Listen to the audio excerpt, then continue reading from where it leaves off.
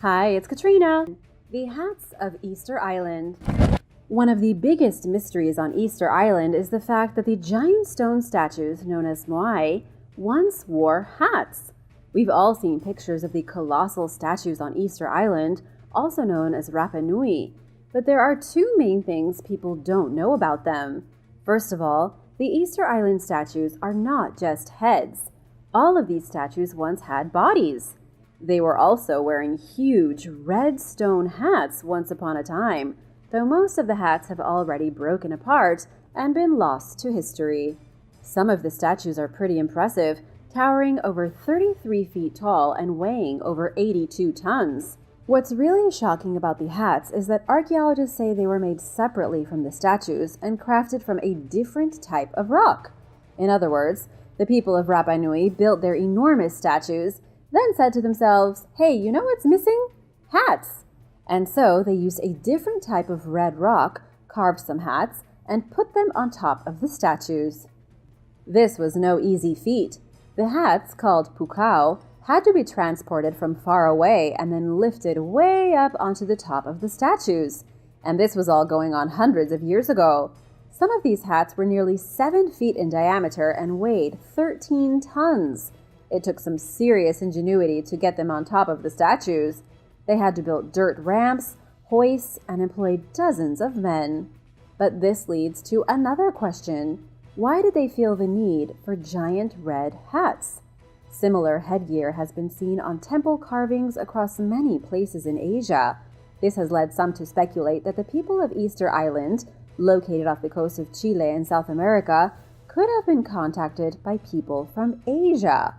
If not, no one has any idea where they got the inspiration for the hats. They literally look like the exact same headgear on other statues thousands of miles away on the other side of the globe. The giant finger of Egypt. In 1988, a Swiss entrepreneur named Gregor Sperry managed to have a meeting with a grave robber who specialized in pillaging ancient burials. The meeting took place in a small house, hundreds of miles from Cairo. The grave robber had something interesting that the Swiss entrepreneur really wanted to see. It was a finger, an absolutely huge finger that had apparently been taken out of the tomb of a giant. The finger was truly enormous, looking exactly like an ordinary human finger, except far larger. The Egyptian one was measured at 15 inches, even bigger than an average person's foot. Gregor paid the man $300 just to take a few pictures of it, but the guy wouldn't hand it over. He said it was a family treasure and no amount of money could convince him otherwise. Since this bizarre meeting, nobody has seen the giant finger of Egypt. It's so strange of a story that a lot of people don't even believe it these days. In 2009, Gregor returned to the same village in search of the giant mummy finger, this time hoping to prove to the world that he wasn't a liar. But he was never able to find the tomb raider, and nobody knows what happened to the finger. If real, it would suggest that there was once a huge race of giants living in Egypt. The finger, judging by its length, would have belonged to a person at least 17 feet tall. This would fit in well with the historical legends of a race of giants, but it's pretty much impossible to prove. Historical UFO paintings. Throughout history, painters have been documenting UFO sightings in secret. It might be a shocking coincidence if just one or two UFOs appeared in old pieces of artwork, but that's not the case. There are tons of famous historical paintings that very clearly show alien visitors loitering in the sky. For example, there is a painting hung above the altar of the Visoki Dekani Monastery in Kosovo, which shows two unidentified flying objects in the top corners. In the right corner, there is very obviously a person inside a sphere-shaped metal craft flying through the sky. It definitely doesn't look like an angel. It even has beams of light shooting from behind it. There is the exact same thing in the left corner of the picture, except painted red as if on fire. And to make this all the more strange, these UFOs are in a picture from 1350, a painting of the crucifixion of Christ. And there are plenty of other examples. The Miracle of the Snow, circa 1428, also shows an entire sky of cloud-shaped UFOs. The Madonna with Saint Giovannino from the 1400s also shows an aircraft buzzing through the sky and a shepherd looking up at it, even pointing. This coincidence repeats itself again and again, suggesting people have known about alien visitors for centuries, way before the incident in Roswell, New Mexico. Greek and Indian mythology. There are some pretty bizarre coincidences between two of history's oldest mythologies. Greek mythology and Indian mythology are sometimes so similar that when you look at them closely, it's as if they were made up by the same person. For example, let's look at Zeus and Indra. Both are the king of the gods, both live on a holy mountain, and both have an affinity for thunderbolts. The Greeks and the Indians even have heroes who may as well be the same person. Karna and Achilles have almost identical stories and mythologies surrounding them. Both were skilled warriors, both wore a type of impenetrable armor, and both were demigods. Each of these warriors was even involved in a huge war of which their mothers told them not to participate, and when they died, that was the end for both the wars. Speaking of the war, the Trojan War and the Ramayana were pretty similar stories. In Greek mythology, the Trojan War happened when Helen of Troy ran away with Paris of Greece, and he refused to give her back. The same thing happened in the Ramayana when Ravana kidnapped Sita and war was waged to get her back. What do you think? Why are there so many similarities of these two cultures? Let me know your theories in the comments. Deformed skulls. The practice of cranial deformation is one of the strangest global coincidences we know of. Deformed skulls have been found in Mexico, Peru, China, and Europe. It was practiced in every place where civilization flourished, and yet no one seems to know why. For example, cranial deformation began in the Bronze Age in Europe and was only discontinued when the Roman Empire outlawed it 2,000 years ago. But then, when the Huns showed up in the 4th century, they inspired a massive revival of cranial manipulation throughout the continent. What's really outrageous about this is that after the Huns invaded Europe, people began modifying their skulls in places where the Huns never even flexed their influence. Deformed skulls have been found in the Republic of Georgia, Hungary, Germany, Czech Republic, Austria, and even Crimea. What this suggests is that cranial deformation spread across Europe as a fad. But it seems like quite the fashion commitment, since you have to start with young babies to modify their head shape, and it's not like it's reversible, like changing an outfit. Why were people so obsessed? But just like in South America and other places, cranial deformation eventually faded out. Researchers still can't put together why it was picked up in the first place by almost every ancient civilization. One of the main theories is that people all across the globe were visited by aliens with really long skulls thousands of years ago, and it inspired early humans to do the same. Thank you, ancient aliens. Humans in North America. Almost every mainstream scientist agrees that humans arrived in the Americas no more than about 20,000 years ago. Yet an indigenous archaeologist is arguing that humans arrived 130,000 years ago. That's roughly 110,000 years beyond any physical evidence we have of human habitation in the Americas. Paulette Steeves reached her as yet unproven conclusion using some coincidences. She suggests that because scientists already agree that early hominids made it to northern Asia 2.1 million years ago, it makes no sense that they didn't go any further north. Paulette says it doesn't make sense for humans to have been so close, yet to never stray onto this half of the world. But there is no physical evidence that Paulette is right. The earliest evidence of human beings in the Americas are fossilized footprints found at White Sands National Park in New Mexico. They date back around 20,000 years. But so far the history books still claim that the earliest inhabitants came to the US about 13,000 years ago. Looks like history just may have to be rewritten. Prehistoric astronomers. Evidence of prehistoric interest in the cosmos can be seen as far back as the oldest cave paintings on the planet. Humans have been obsessed with astrology since they first started looking at the night sky. But when did humans turn into astronomers? Researchers believe it was several thousand years ago when structures such as the Great Pyramids of Giza and Stonehenge were built for the express purpose of admiring the heavens. In the 19th century, Egyptologist Flinders Petrie carried out the very first precision survey of the Giza pyramids and found that each of the 4 edges of the pyramid's bases point in a cardinal direction.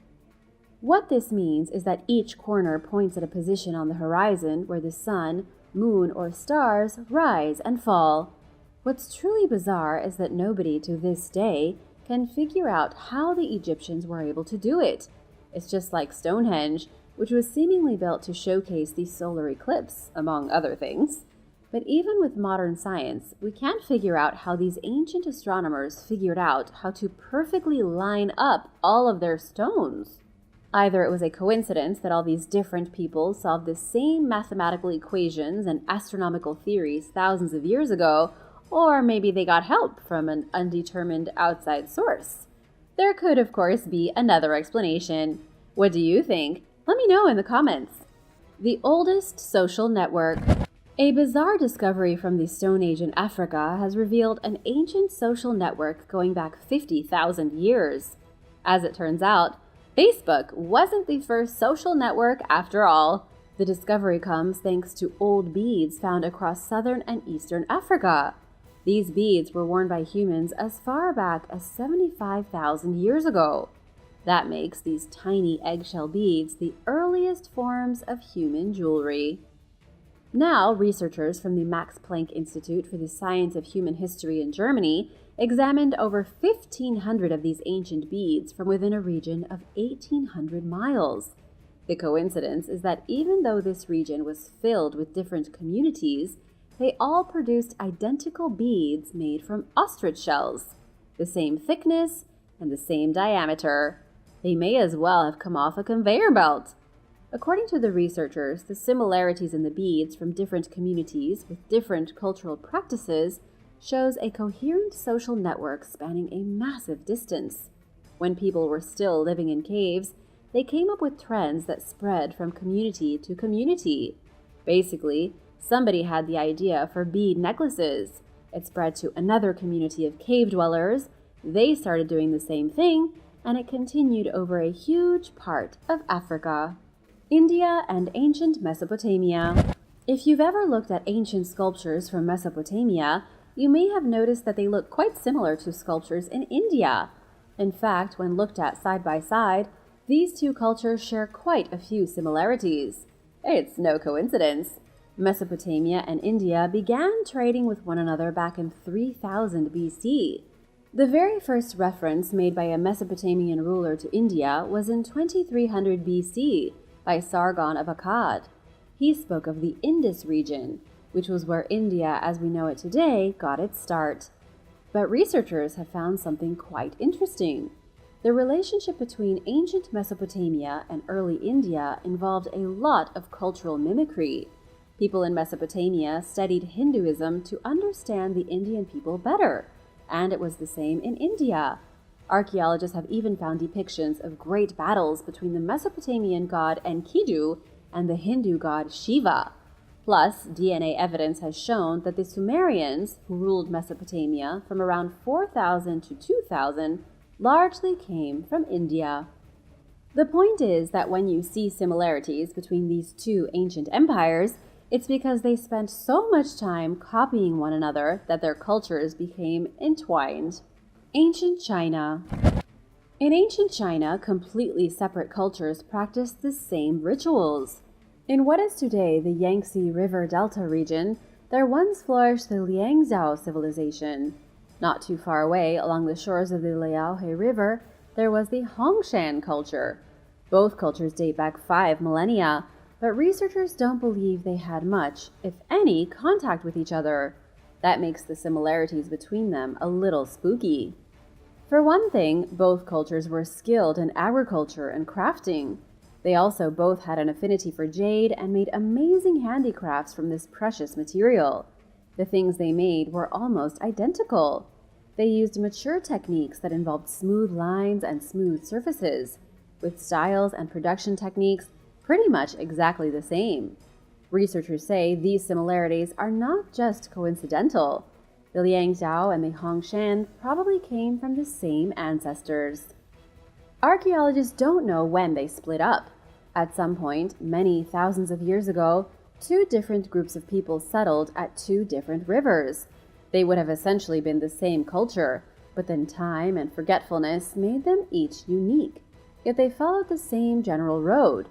For example, a jade axe was found belonging to the Liangjiu, created for part of some elite ritual. A similar jade axe was found from Hongshan, slightly different but still used as a symbol in a ritual rather than actual battle. Both of these Neolithic cultures faded into memory, much in the way their ancestors faded before them. But their cultural uniqueness persisted in those that came after them, adding to the rich history of the Chinese civilization, still around after 5,000 years. The Undersea Monolith. In 2015, archaeologists found something they couldn't believe. A monolith over 30 feet tall was discovered looming above the sea floor off the coast of Sicily. It was discovered at a depth of 120 feet, looking so much like Stonehenge that it could rewrite everything we know about ancient history. Researchers still don't know exactly what they're dealing with. It's been estimated the monolith is somewhere around 9,300 years old. It also looks to have been made in several parts, then put together. To make sure this really was a man-made monolith and not just a big rock on the bottom of the sea, researchers confirmed holes drilled by hand into the stone. These holes were probably used for wooden posts to keep the monument upright. Let me tell you a few things about the history of the area. 9,000 years ago, this part of the Mediterranean was above water, but a flood changed that forever, washing away any settlements on the coast. It's very likely that this monolith was part of an early civilization in the Mediterranean basin, knowledgeable in architecture and construction. The thing is, researchers don't know which civilization built the monolith, and because only one was found, it likely was not part of an actual settlement. No foundations or buildings were discovered near the object. It may have been a remote place of worship, just like Stonehenge in England. The suggestion here is that even before Stonehenge was built, people in Europe were practicing building megaliths. It could even be the descendants of whoever built this giant stone tower eventually made it to England, where they continued fashioning stone circles for ritual purposes. The Tamil Nadu civilization. On the banks of the Thamirabarani River in India, a pot of rice was discovered from 3,200 years ago. Experts say that this simple discovery could change everything we know about Indian history, pushing two ancient civilizations together. To understand this a bit better, it's generally agreed right now that the Indus Valley civilization was the very beginning of India as we know it today as a country and as a culture. But this pot of rice has shown that the Tamil Nadu civilization likely existed in tandem with the other. The rice was found during excavations in the village of Kizadi. This is in the south of India, where the Tamil Nadu civilization came from. It's in the north of India where the Indus Valley is located. The significance of this comes down to learned history. Most people in India believe everything Indian came from the Indus Valley, while the Tamil Nadu civilization of the south was merely a continuation of that several centuries later. What this discovery tells us is that there were two separate civilizations on the Indian subcontinent at the same time. It's impossible to say where each came from, but it's unlikely they both originated in the same location. This means that Indian people may have come from two very distinct cultures that spread from the top and from the bottom. If true, it could challenge many nationalistic views that people have on the subcontinent in regard to where their ancestors came from. Ancient baby vertebra. In Israel, researchers have discovered a vertebra that's 1.5 million years old. They believe this piece of skeleton belonged to one of the ancient hominids of the people who migrated from Africa into Eurasia. The vertebra belonged to a young boy between the ages of 6 and 12 when he died. He was pretty tall for his age and may have reached an astonishing 6.5 feet in height if he had lived into adulthood. It's not clear how he died, but his single remaining bone represents the earliest piece of physical evidence of an ancient human in Israel. Here's where things start to change history. The size difference between this fossil and other similar bones found at an excavation site in Georgia, the country, is immense. The difference suggests at least two different populations of ancient hominins arrived in Europe from Africa. This was not something previously known to researchers. What we can guess now is that migration to Georgia began 1.8 million years ago, and another wave began moving to Israel 1.5 million years ago. Before, researchers simply thought there was one big wave of migrants entering the area. Now it seems ancient migration from Africa was not a single event, but occurred in many waves throughout a period of up to 300,000 years. The big mystery scientists can't figure out is why one of these groups was so enormous, practically giants reaching nearly 7 feet tall. They don't know where these giant people went, or how long they survived in Israel before going extinct. The Clovis in Michigan. 13,000 years before today, the state of Michigan was covered in a block of ice about a mile high. Suffice to say, this was not a habitable place. Archaeologists believe it was this thick wall of ice that kept some of the earliest North Americans out of the region.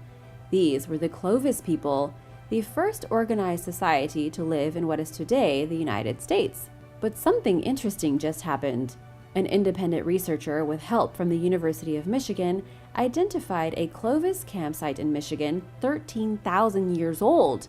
It's now believed to be the earliest archaeological evidence in the state, predating every other human settlement in Michigan by centuries. It could rewrite the history of the native people here, and even the settling of the Great Lakes. What's really incredible is that it shows people were here even though it was largely inhospitable. Mind you, the small pieces of evidence from the campsite only show a small group of people, maybe 6 in total, living on the edge of a river. It may have been a kind of scouting party, a group of Clovis trying to see how far they could get. It's likely all the ice prevented them from going any further. And it could explain why the culture centered themselves around the Great Lakes region, since the glaciers didn't allow them to continue spreading. Ancient female ruler. A shocking discovery in Spain from 3,700 years ago has shed some light on ancient royalty. Spanish archaeologists have determined the body of an ancient woman from the Bronze Age may have been the first case of a female ruler in Western Europe. Her bones were discovered at La Almoloya site in Murcia, dated back to 1700 BC. The ruin in which her body was found may very well have been the first palace built in Western Europe, in the cradle of the El Argar society. These people flourished from between 2200 and 1550 BC as the original European society to use bronze, build monuments, and erect entire cities. They are the earliest example of a society that created a class-based state in the region. They divided people into categories of wealth and labor. This woman, name unknown, was found buried in a jar beneath the floor of a large room. She was somewhere around the age of 30 when she died and had a daughter buried elsewhere at the site. She was found with a diadem and other valuable grave objects connected to politics.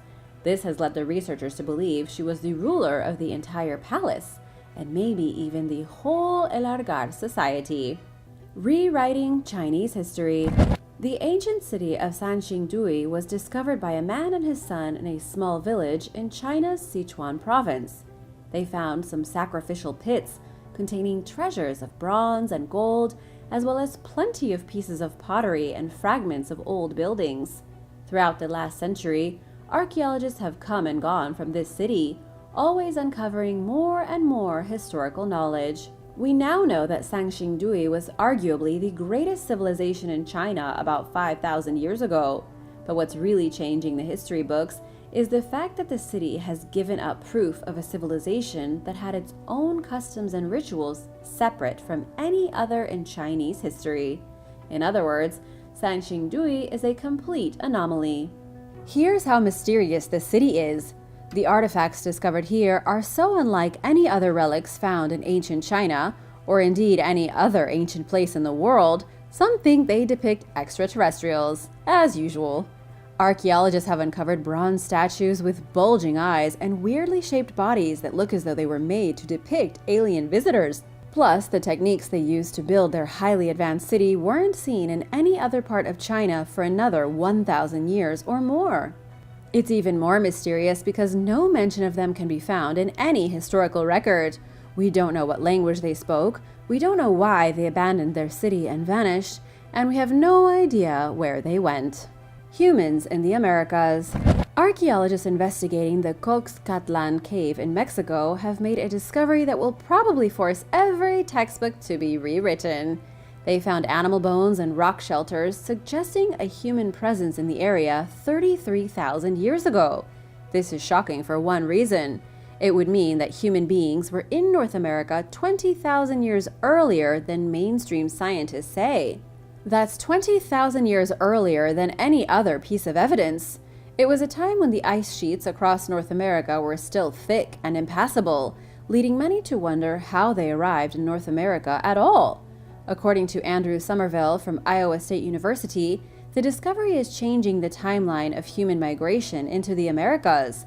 While it hasn't been 100% confirmed yet, this cave does seem to contain evidence of human habitation.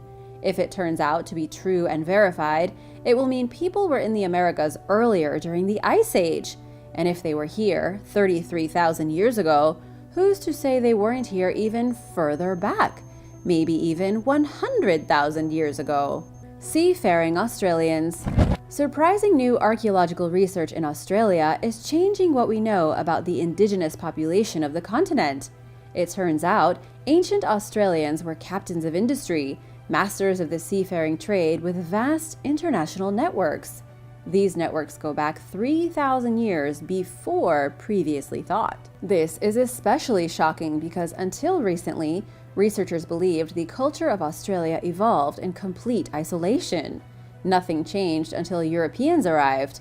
But by looking at the archaeological record 3,000 years ago, researchers have found that Australians were building huge canoes that could go across the ocean, some of them up to 60 feet long. They then loaded each canoe with a crew of experienced sailors, a bunch of goods, and sailed thousands of miles to distant lands. This makes a lot of sense if you actually look at where Australians came from. Somewhere around 3,500 years ago, people moved out of Vietnam and southern China into Taiwan. They then started island hopping across the western Pacific. They dropped some people off in New Guinea. They continued on to the Solomon Islands, Fiji, Vanuatu, and eventually Australia. A single group spent about 500 years sailing through the Pacific, colonizing every uninhabited island. It makes complete sense that moving forward, these people continued their seafaring ways. The indigenous Australians continued to trade with other settlements in the Pacific, all the way to China. The drought that toppled empires. Archaeologist Harvey Weiss was excavating a site in Syria when he found a layer of silt so dry and barren it didn't have a single earthworm in it. This might not sound that interesting, but it turned out to be huge. You see, every layer of silt corresponds to a period in time. This particular layer, absent any worms, proved that something drastic had taken place to scorch the soil thousands of years ago, and whatever it was, it must have been huge to leave a blanket of earth, too rancid even for earthworms. Dating has helped us figure out it was all because of a drought in the year 2200 BC. This was a time when the Akkadian Empire was dominating the regions of Syria and Iraq. But in the year 2150, the empire had vanished. The central authority was gone, people had walked out of the region, and the Akkadians were no more. The discovery of an intense drought happening at the same time as the civilization collapsed is no coincidence. It now looks as if this ancient society crumbled almost overnight because of a sudden lack of rainwater. But guess what? The Akkadians were not the only ones. 4,200 years ago, there was a disaster in Mesopotamia. There was chaos all along the Nile, and the Aegean and Mediterranean regions were in turmoil. It's now looking like some kind of mass drought tore the world apart for a short time, toppling empires everywhere it went. While the fall of these empires was previously attributed to things like social anarchy and war, it looks like it may have just been something as simple as a pause in rainfall. Early scavengers. In 1929, an amateur archaeologist made an interesting discovery in New Mexico. He found stone points scattered around mammoth fossils. These stone points were believed to be the ends of spears once used by ancient North American hunters to take down the biggest game of all, the mammoth. This was seen as clear evidence that human hunters were expert mammoth killers, and since then, similar artifacts have been found near mammoth bones at 11 sites throughout North America. These places are referred to by archaeologists as kill sites, places where ancient hunters descended on mammoths, giant camels, and mastodons. Well, all of this might actually be wrong. Archaeologist Meaton Aaron from Kent State University says the tools found at these supposed kill sites weren't from spears at all. Instead, they were just knives that hunters used to carve meat off carcasses of animals that were already dead. Other sharp objects found may have been used to throw at other scavenger animals trying to get to the mammoth remains. What all this means is that we may not have been as formidable as we like to think. It could be that instead of hunting mammoths, we just followed them around and scavenged the dead. This even makes sense based on some experimental data. Simulations have been done showing the force of an average human throwing a primitive spear at a mammoth. Researchers now don't even think these rock spears could have penetrated the hide of a mammoth. And even if they had magically penetrated the thick skin of one of these beasts, there is no way they could have gone through bone or the thick meat beneath. The post-apocalyptic ships of the Aral Sea. The Aral Sea was once the fourth largest lake in the world, but over the last few decades, a significant lack of rainfall has led to a major decrease in the amount of water within the lake. It has essentially vanished, leaving a post-apocalyptic landscape of abandoned ships. The drying up of the lake began in the 1960s when the Soviet Union diverted two rivers that previously flowed into the lake as part of irrigation projects to increase crop yield. Slowly but surely, the lake was polluted by chemicals used for growing those crops, and then the water itself began to vanish. Before that, however, the water became highly poisonous, killing all of the wildlife. The dry wasteland where the Aral Sea once was is now filled with abandoned cargo vessels and derelict wrecks. The sight is remarkably eerie, ships abandoned in dry valleys that were once teeming with fish.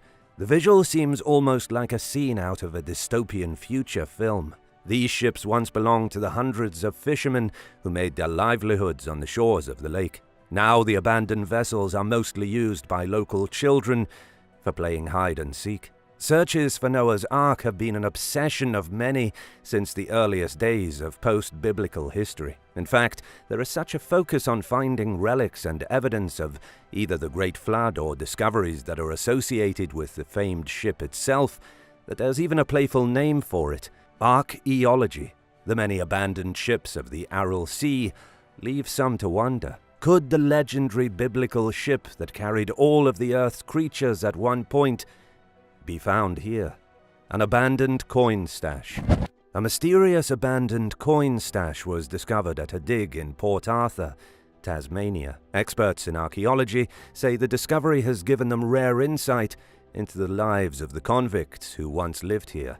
For those who don't know, Port Arthur was once a penal colony where prisoners were sent to live out the rest of their days. The prisoners here were not allowed to have money with them. This fact alone has made the discovery of the stash quite a mystery. The pile of coins consists of enough silver shillings to make up a whole week of salary for one of the overseers of the penal colony. And yet archaeologists say it was discovered beneath the workshop used by the convicts. In other words, it's incredibly out of place.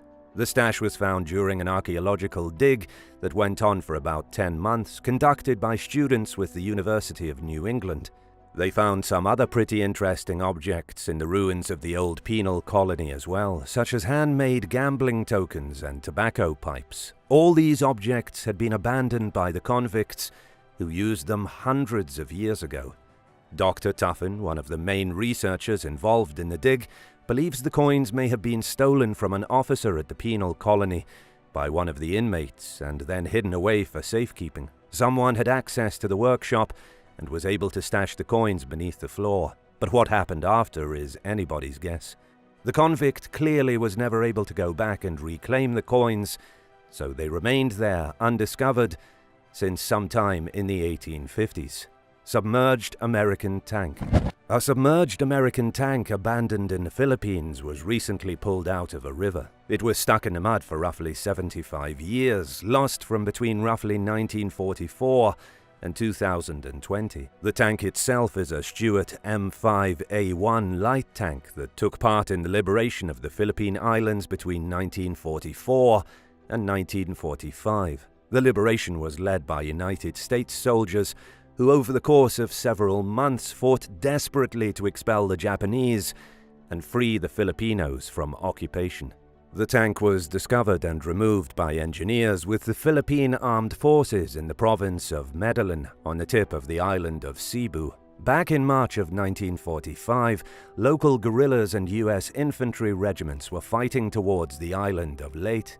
When they first landed on Cebu, the troops were faced with an area that had been extremely treacherous, riddled with landmines. They did manage to liberate the main city on the island, but Japanese troops remained entrenched in the more remote parts. The Americans hunted them down mercilessly until they finally surrendered in August of 1945. As for what happened to the Stuart light tank, it was probably engaged in some of the later battles and was destroyed by a Japanese mortar round while trying to cross a river. It was ultimately abandoned by the soldiers, and the mud of the river absorbed it. The tank remained undiscovered until the 1980s, but wasn't removed from the river until fairly recently. Why do you think the tank was left in the river for roughly 3 decades after its discovery? Tell me your theories in the comments. Abandoned Texas Fort. In Texas, there is an entire abandoned fortress that was constructed in 1898 and then used in World War I. It's called Fort Travis, and it's located on the Bolivar Peninsula. Although the fort has been decommissioned for decades, it has remained immaculately preserved and is open to the public. It's hard to believe looking at it now, but this was once one of the most technologically advanced fortresses anywhere in Texas. After a hurricane struck Galveston in 1900, a 17-foot, 5.18 meters seawall was added for extra protection against the elements. And after World War I, Fort Travis was enhanced and outfitted with a wide variety of weapons, including 4 batteries. These batteries had absolutely massive guns, from big 12-inch, 30-centimeter cannons to smaller, rapid-fire 3-inch, 7.6-centimeter guns. During World War II, German prisoners were held inside the fort, but when the war came to an end, so too did the life of Fort Travis. It was sold off to a private company, and it has since changed hands multiple times. It's now an eerie and abandoned fort that tourists occasionally stop by to check out. But in all its years of being sold from one company to another, the old batteries have never been removed. You can still see the defensive strongholds installed back in the 1940s. Creepy hospital equipment. Inside an abandoned Scottish hospital, an urban explorer discovered some incredibly creepy objects left behind by the previous occupants. For a little bit of background on the hospital, called the Stob Hill Hospital, and it opened in the city of Glasgow in 1904. It survived for over a century before it was eventually moved to a newer, more modern building in 2009. The hospital had almost 2,000 beds, with 200 of them being reserved for psychiatric patients, or a ward for people who suffered from mental health problems. During World War I, it was converted into a military hospital. After that, it expanded to become more modern, with the radiology department and maternity unit being built. But these days, the hospital is derelict and disturbing. The urban explorer documented his trip in 2019. He discovered ceiling tiles hanging from the roof, gaping holes in the rooms, and broken pieces of wood everywhere. Doors were removed from their hinges, scrap metal had been ripped out of the walls, and the only light came from smashed windows and holes in the ceiling. But perhaps the creepiest things were the abandoned objects found within. Old newspapers, empty glass bottles, and hospital beds covered in dirt and debris. The explorer even found old pictures in the reception area that may have belonged to the nurses who once worked there. Would you be willing to explore an abandoned hospital and walk through its corridors, knowing what kind of unnerving things you might find inside? Let me know in the comments, and don't forget to hit like and subscribe before the end of the video. Baby in a subway. In August of 2000, Danny Stewart phoned his partner just as Pete Mercurio was walking out his front door to meet for a date. Danny informed Pete that he would be late for their date because he had just discovered an abandoned baby in the subway and had called the police from a payphone for help. Obviously, an abandoned baby is not an object like others in this video, but this story is so fascinating and inspiring that it just simply has to be told. Stewart, who just so happens to be a social worker, spotted the small bundle of joy wrapped in a sweatshirt as he walked through the empty station. At first glance, he thought it was a doll or perhaps a toy left behind by someone's child before they got on the last train. But then he saw the leg move. Upon closer inspection, he discovered a recently born baby with its umbilical cord still attached. When the authorities arrived, they told Stewart the baby he'd found was only hours old. The baby boy was taken to the nearest hospital. He turned out to be perfectly healthy, and 3 months later, the adoption process started. Stewart and his partner ended up adopting the abandoned baby, naming him Kevin and making him their son officially in December of 2002. A heartwarming ending to what otherwise could have been a tragic story. What would you do if you discovered an abandoned child or infant in similar circumstances? Car on the tracks. In Montana, a man got in some serious trouble for abandoning his car on railroad tracks. He literally parked his car on the tracks, got out, and left the vehicle there. And what do you imagine happened? It was hit by a train. According to the Phillips County Sheriff's Office, the train approached the vehicle at about 1:30 in the morning. Luckily, the train engineer was paying attention and was able to hit the brakes. But considering how fast the train was going, it still smashed into the abandoned car and pushed it over 600 yards, 548 meters down the tracks. Fortunately, no one was inside the vehicle when it happened, and nobody was hurt, but it could have been much worse. Now for the big question. Why did a man abandon his car in the worst possible place? He could have easily pulled over on the side of the street, but instead he left his vehicle on the railroad tracks. The police believe he was driving under the influence of alcohol when he abandoned his vehicle. So the reasoning behind the act remains a mystery. The man has since been arrested on charges of creating a hazard, criminal endangerment, disorderly conduct, and even criminal trespass to property. If you're going to abandon your car, don't do it on the railroad tracks. An abandoned UFO. There appears to be a mysterious abandoned UFO on one of the most remote islands on this planet. The suspected UFO crash site was found thanks to internet sleuths going over images on Google Earth. The bizarre object was found on a place called Starbuck Island, located in the middle of nowhere in the Pacific Ocean. Of course, we don't actually have any proof that this is an alien spaceship, but it is an unidentified object. It appears to be on the western side of the island, and according to some, looks something like a huge silver disc that crashed into the sand from outer space. Plus, there's a skid mark clearly seen dug through the sand right before the object, suggesting it came to a grinding halt after crashing. The object appears to be between 40 and 50 feet, 12 to 15 meters long, and is thousands of miles away from the nearest human activity. Could this be a real crashed ship? Maybe. The biggest issue is that it was only discovered through Google Earth, and no one has been on site to verify that the object is there, or searched for any ocean wreckage. There's just no way to know for sure. The President's Heads of Virginia. In Virginia, there are 43 abandoned statues of presidential heads. These statues stand about 20 feet, 6 meters tall.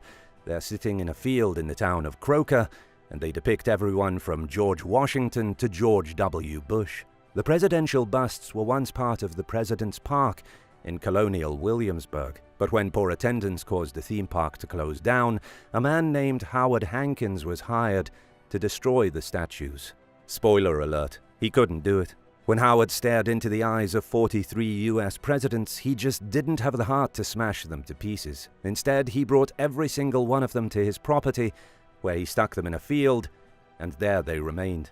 Since the heads have been abandoned on his property, only one has gone missing. somebody snuck into the field and stole the bust of Barack Obama. Howard has reached out to the press in an attempt to have Obama returned to him, but so far, no luck. How anyone managed to sneak off with a huge bust undetected is yet another mystery. And even though the statues are bizarre and no longer part of a theme park, they still receive quite a lot of visitors. They've become a popular roadside attraction, with George Washington and Abraham Lincoln being the most popular. Howard even offers nightly tours of the abandoned presidents, in case you like your national representative spooky in the moonlight. A sunken strip club. Off the coast of Israel, there is an abandoned strip club under the water. Yes, a subaquatic exotic dance club. How in the world is this possible?